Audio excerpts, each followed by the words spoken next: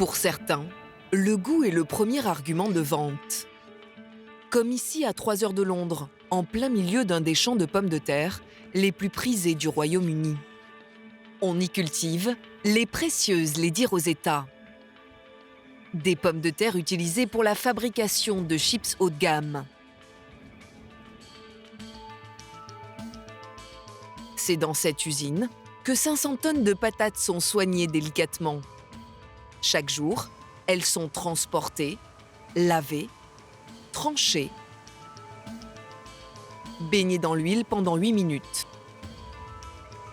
puis salées.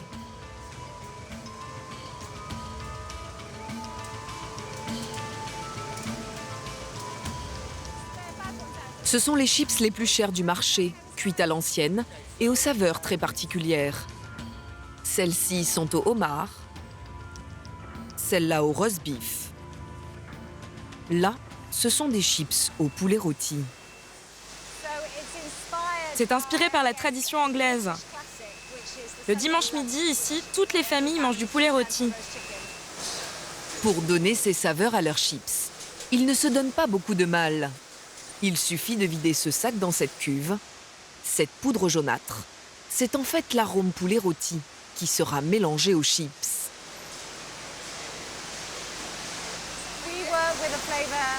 On travaille avec des entreprises d'arômes. Vous savez, pour obtenir ce goût, il faut tester et assembler beaucoup d'ingrédients pour trouver la bonne recette. C'est ça qui fait le succès de nos chips. Qu'ils soient en poudre ou liquide, les arômes ont envahi notre alimentation. Ils sont souvent devenus l'argument de vente des grandes marques. Des yaourts à boire saveur citron qui pique. Des fromages à tartiner échalotes et ciboulettes, plats cuisinés, glaces, soda. Vous ne vous en rendez peut-être pas compte, mais les arômes sont présents dans plus de 30% de notre alimentation. Il existe des arômes naturels, fabriqués avec des produits issus de la nature comme leur nom l'indique. Ils sont plutôt destinés à des produits haut de gamme. Et quand sur l'emballage vous lisez simplement « arôme », il s'agit en réalité d'arômes artificiels composés de produits chimiques. Ce sont les plus utilisés. On s'est même aperçu récemment qu'il y avait des arômes artificiels de viande pour relever des conserves de légumes d'une grande marque. Aujourd'hui, les créateurs d'arômes peuvent faire des miracles. Ils peuvent reproduire un goût de petit déjeuner croissant toast beurré vert de lait, de manière artificielle.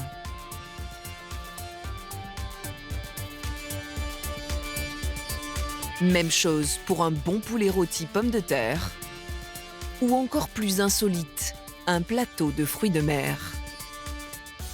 Alors quels sont les secrets de ces arômes ? Et comment ont-ils pris autant de place dans nos assiettes ? Nous avons enquêté au cœur de ce secteur très secret, jusqu'à l'autre bout de la planète. Et la première chose qui nous a étonnés, c'est de découvrir à quel point nos papilles sont conditionnées par les arômes artificiels.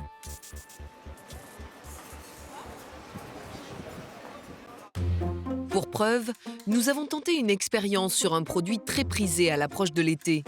Une eau aromatisée à la fraise. Le premier verre est une eau saveur fraise constituée uniquement d'arômes artificiels. Le deuxième, une eau aromatisée avec de vraies fraises 100% naturelles, à laquelle nous avons rajouté une petite dose de sucre. Nous avons dilué dans l'eau ce concentré de fraises. Puis, nous avons fait goûter ces deux produits dans la rue. Entre le premier verre, l'artificiel, le plus clair, et le deuxième, le naturel, ces passants sont quasi unanimes. 13 sur 15 optent pour l'artificiel. Ah, le premier. Pourquoi ? Ça sent la fraise. Ça a plus de goût ? Oui, ça a un goût de fraise. Moi, je préfère lui, parce qu'il est plus sucré. Ah oui, moi aussi. J'aime bien celui-là. Pourquoi ? Parce qu'il est plus sucré, il est plus agréable. Ah, celle-là, c'est pas de la fraise. Selon vous, lequel est industriel, lequel est artisanal ? Artisanal, je pense. Industriel. Et vous préférez l'industriel ? Ouais, meilleur. Alors comment sont élaborées ces saveurs artificielles qui nous sont si familières ? Je préfère celui-là. Merci. Voilà, de rien. Prenez l'un des produits les plus consommés par les Français, les yaourts. Celui-ci est à la pêche, il en a la couleur, le goût. Le fruit y est même en évidence. Pourtant, on peut le lire sur l'étiquette, ce yaourt ne contient que 5% d'extrait de pêche. Trop peu pour donner du goût. L'essentiel de l'effet sur les papilles est donné par l'arôme fabriqué en laboratoire. À Versailles, en banlieue parisienne, se trouve l'une des formations les plus réputées au monde pour devenir aromaticien, c'est-à-dire créateur d'arômes.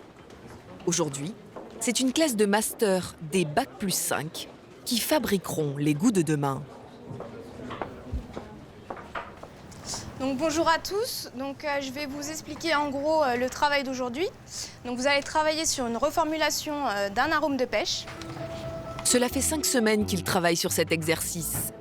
Fabriquer un arôme pêche destiné à un yaourt. D'abord, ils ont commencé par sentir et goûter le fruit pour en identifier l'arôme. Aujourd'hui, les futurs aromaticiens ont besoin d'une balance, de pipettes, de mouillettes et des produits contenus dans ces petites fioles. Comme des musiciens, ils vont composer avec des milliers de molécules synthétiques pour reconstituer la saveur. Ces molécules sont fabriquées par l'industrie chimique et sont à base de dérivés de pétrole, mais elles sont sans aucun danger pour la santé. Yannick doit faire son choix parmi ces ingrédients non barbares, comme le thiomentone ou le caproate. Là, vous cherchez quoi, par exemple? Alors, il nous manquait quelques molécules. Donc là, je cherche de l'oxyde de linalol. C'est quelque chose qui va apporter du fleuri à notre arôme. L'oxyde de linalol, une molécule chimique parmi des milliers autorisées dans la fabrication des arômes alimentaires. Yannick et Soraya travaillent en binôme. Tu pèses? Ouais.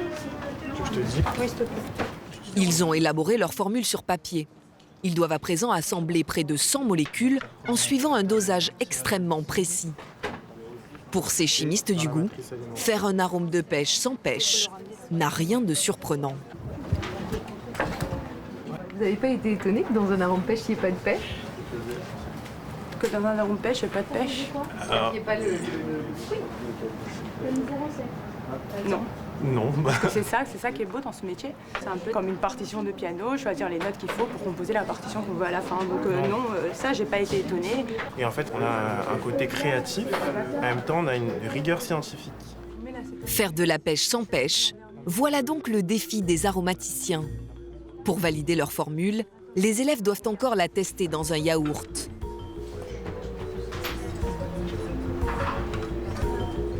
Comme pour une recette de pâtisserie, le dosage de l'arôme doit se faire au gramme près. Alors la quantité d'arôme est de 0,05 g pour 50 g de yaourt. Finalement, c'est très peu. Oui, c'est très peu. L'arôme est dosé en très petite quantité. C'est comme si vous faites un gâteau à la maison, vous mettez votre arôme vanille que vous pouvez mettre dans vos crêpes, vous en mettez un tout petit bouchon, quoi, pour une grande quantité de pâte à crêpes. C'est la même chose. Et même si cette quantité infime d'arôme pêche paraît dérisoire, elle est pourtant très efficace pour donner du goût à ce yaourt. C'est le nôtre. Même pas? Il est encore plus fluide. Yannick et Soraya ont encore du boulot pour trouver la formule parfaite. Et dire que ce travail sur les arômes a commencé très loin de nos assiettes. Tout a débuté en France, plus exactement sur la Côte d'Azur, dans l'arrière-pays niçois. À Grasse, la capitale des parfums. Au XVIIIe siècle, cet endroit a d'abord été le berceau des grands parfumeurs. À l'époque, ils savent déjà extraire l'essence des fleurs cultivées dans la région pour en faire des parfums. Un savoir-faire dont Olivier Quincampoix est le gardien. Le conservateur du patrimoine de la ville est particulièrement fier des trésors de sa région. Alors là, vous avez la rose de Grasse, la rose centifolia, donc qui va bientôt éclore, puisqu'on est au mois de mai. Et donc cette rose, elle sert à faire du parfum. La création des arômes destinés au parfum va dès le XIXe siècle être déclinée pour les produits alimentaires. Avec la même technique que les parfumeurs, les aromaticiens distillent de vrais fruits ou de vrais légumes pour les incorporer dans les aliments. Ce sont les arômes naturels. À la fin du 19e siècle, grâce au progrès de la science et de la chimie, va s'opérer une véritable révolution. On découvre la manière de reproduire les saveurs. C'est la naissance des arômes artificiels. Pour vous donner une idée, la coumarine, par exemple, c'est un des premiers produits qui est synthétisé. La coumarine, c'est l'amande amère, c'est le goût de l'amande amère. On va avoir la vanilline, bien sûr, un peu plus tard, en 1874. Et puis ensuite, toute la ionone, la violette, et puis bon, voilà. Il faudra attendre les années 60 pour que les arômes artificiels envahissent les rayons de nos supermarchés fraîchement ouverts. À partir du moment où l'industrie alimentaire se développe et on fabrique des aliments qui vont être sans goût, suite à la transformation de l'industrie alimentaire, qui fait que le goût se perd dans le processus alimentaire. Donc on crée des arômes qui remplacent le goût originel.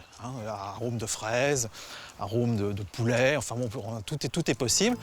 Et si le choix se fait massivement sur les arômes artificiels, c'est pour une autre raison toute simple. Ils sont beaucoup moins chers que les arômes naturels. Ils sont fournis par des géants comme les Suisses Givaudan et Firmenich, ou les Français Mann et Robertet. Une industrie qui emploie en France 2000 personnes. Faute d'obtenir l'autorisation de tourner dans ces entreprises, nous nous sommes envolés de l'autre côté de l'Atlantique, au Canada. Ici, près de 50% des produits alimentaires utilisent des arômes, alors qu'en France, ce n'est qu'un produit sur 3. Le sujet est beaucoup moins tabou. Dans la banlieue de Montréal, une entreprise nous a autorisés à pénétrer dans son usine. Bonjour Julie. Non, c'est filmé. Pierre Miclette s'est lancé il y a 8 ans dans le business de la fabrication des arômes. Aromaticien pendant 20 ans dans l'un des plus grands groupes suisses, son expérience lui permet de produire aujourd'hui plus de 2000 types d'arômes pour les industriels.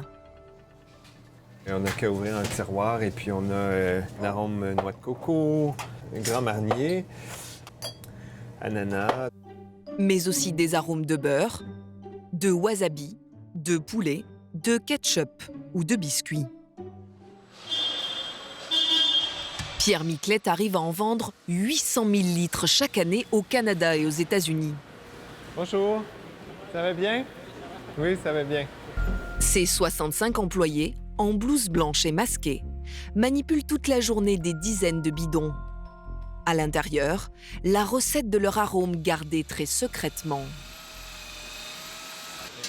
Ici, ce laborantin prépare une commande de 5 kilos d'un arôme banane. Il sera stocké dans cet immense hangar avant d'être livré à une grande marque de biscuits. Donc ça c'est poudre, donc des arômes vanille, poudre, des arômes liquides. Ces 400 clients sont des marques de produits laitiers, crème glacée, gâteaux et confiseries. Pierre Miclette fabrique des arômes naturels, mais aussi des arômes artificiels. Et entre les deux, les prix varient de 1 à 10. Exemple avec la vanille, l'un des arômes qu'il vend le plus. Un arôme naturel de vanille est composé de vraies gousses de vanille distillées. Pierre l'achète 80 € le litre. Après transformation, il revend l'arôme naturel de vanille entre 100 et 120 € aux industriels. Un arôme artificiel de vanille est quant à lui composé de vanilline et d'autres molécules reproduites par la chimie, qui coûtent entre 1 et 5 € le litre. Après transformation, Pierre revend l'arôme artificiel entre 10 et 12 €. On pourrait imaginer que l'extrait de vanille naturel aille dans un produit naturel, bio, haut de gamme, tandis que la vanille artificielle probablement aller dans une confiserie ou dans un produit beaucoup plus bas de gamme, beaucoup moins cher. Aujourd'hui, Pierre Miclette vend autant d'arômes artificiels que d'arômes naturels, mais il fait plus de marge grâce à l'artificiel. D'ailleurs, il en fait davantage la promotion car de son point de vue, il permet de préserver les ressources. Que d'utiliser de la gousse de vanille qui est si précieuse dans certains produits qui, dans le fond, en nécessitent pas vraiment. Je pense que c'est complètement ridicule. En fait, c'est la même molécule. Que vous les mangiez provenant de la gousse ou que vous les mangiez provenant de la synthèse, on mange la même chose. Et je vous dirais même que de la synthèse, à la limite, on a une meilleure pureté. Moi, j'ai absolument aucun problème avec ça. Pour une question de prix, les industriels utilisent les arômes artificiels de manière massive. Mais la plupart du temps, ces arômes, qu'ils soient naturels ou artificiels, ils cherchent plutôt à les faire oublier. Sans jamais être mensongers, ils restent ambigus. Ingrid Kragl mène un combat pour plus de transparence dans le secteur. Pour elle, les marques ne jouent pas toujours franc jeu. Comme avec ces crèmes dessert qui affichent des fleurs de vanille sur l'emballage, alors qu'il n'y a aucune trace de vanille à l'intérieur. Cette eau aromatisée avec le fruit en évidence qui contient moins de 1% de pamplemousse. Ou ces petits pots aux saveurs de fruits destinés aux enfants. Beaucoup de mamans achètent pour leurs enfants, pour le goûter, qui vous vend des fruits, puisqu'on voit des fruits représentés, qui vous vend des saveurs, vous avez quoi? Abricot, saveur fraise, saveur framboise. Et puis, on peut supposer que ceci évoque la couleur des fruits contenu dans ce produit. Si on s'arrête 2 minutes et qu'on y réfléchit, on vous présente des fruits qui ne sont pas du tout présents dans la liste des ingrédients. Et ça, on ne le sait pas, sauf si on passe 5 minutes à regarder l'étiquette. En effet, sur l'étiquette, aucun fruit n'est mentionné. Toutes les saveurs évoquées par l'emballage reposent sur les arômes naturels. Et tout ceci est parfaitement légal. Pour autant, si les arômes naturels ou artificiels jouent un peu à cache-cache sur les emballages, aucune étude scientifique n'a mis en évidence le danger des arômes pour la santé.